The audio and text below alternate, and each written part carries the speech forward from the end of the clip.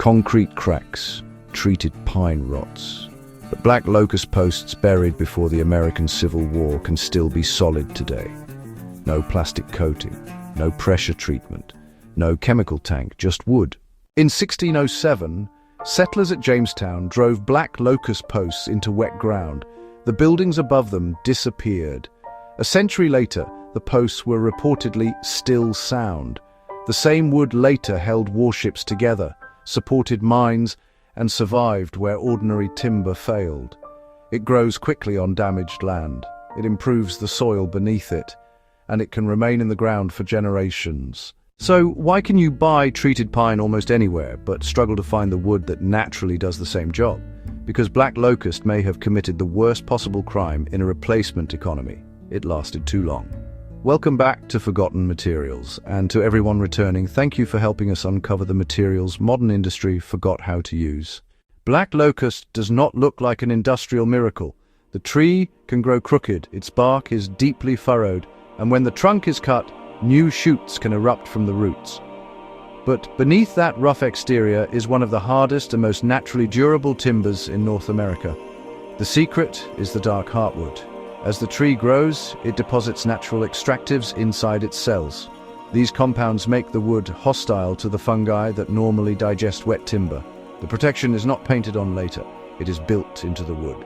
Cut it, drill it, scratch it. The newly exposed heartwood is still protected. In ground contact tests, black locust has survived while untreated pine and other supposedly durable woods failed, and that makes the concrete comparison less ridiculous than it sounds.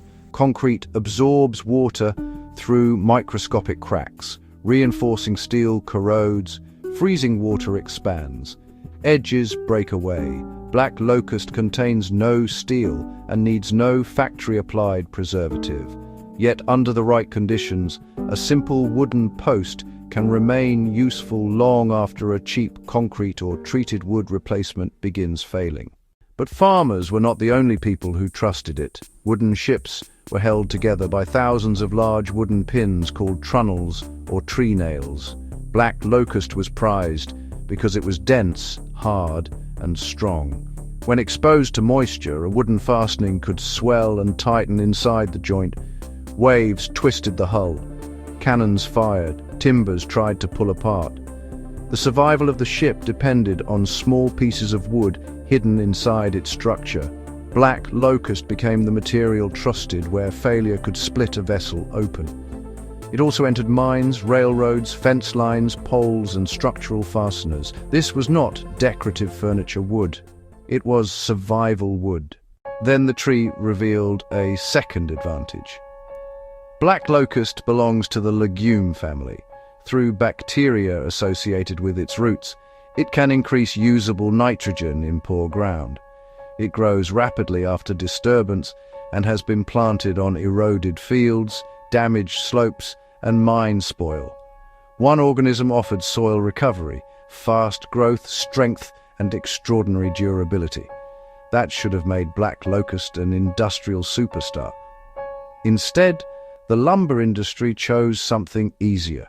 Modern timber systems do not reward the strongest tree. They reward the most predictable tree. Plantation pine grows straighter. It can be cut rapidly into standard dimensions. Distributors can order enormous volumes of nearly identical boards. The wood does not need to resist decay naturally because factories can force preservatives into it under pressure. Cheap softwood plus chemical treatment offered what black locust could not provide consistently. Uniformity, straight boards, reliable volume, and products designed for machines already waiting to process them. For decades, treated lumber relied heavily on preservatives containing copper, chromium, and arsenic.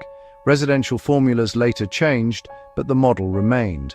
Take inexpensive wood, add chemistry, sell a standardized product, then sell another when the first reaches the end of its service life. A post that survives for generations is impressive. It is also a terrible repeat customer. But economics was only part of the problem. Black locust is extremely hard and difficult to machine. The trunks are not always long or straight, and the living tree has a serious enemy. The insect tunnels through the trunk, allowing fungi to enter. A tree capable of producing highly rot-resistant heartwood can still be damaged before harvest. Large American plantations needed predictable logs. Borers, heart rot, crooked growth, and difficult machining made black locust unattractive to industrial sawmills. It was not erased because it was weak, it was erased because it refused to behave like plantation pine.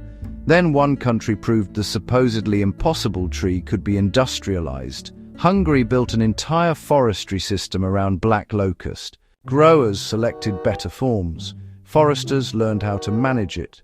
Sawmills, farmers and beekeepers created demand around the same species. Black locust became one of the country's most widespread forest trees. It supplies posts, timber, firewood, and valuable acacia honey. The tree did not fail to scale. America stopped building the system required to scale it. That changes the entire story. Black locust was not replaced because treated pine was stronger. It was replaced because treated pine fitted an industrial machine built around speed, uniformity, and replacement, and black locust is not perfect. Outside its native range, it can spread aggressively. Its roots can create dense new shoots. In some regions, it is treated as invasive.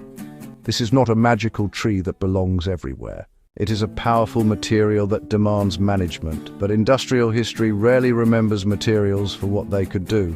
It remembers whether they fitted the system already in place. Black locust grew on damaged soil. It improved the ground beneath it. It protected itself without a chemical factory.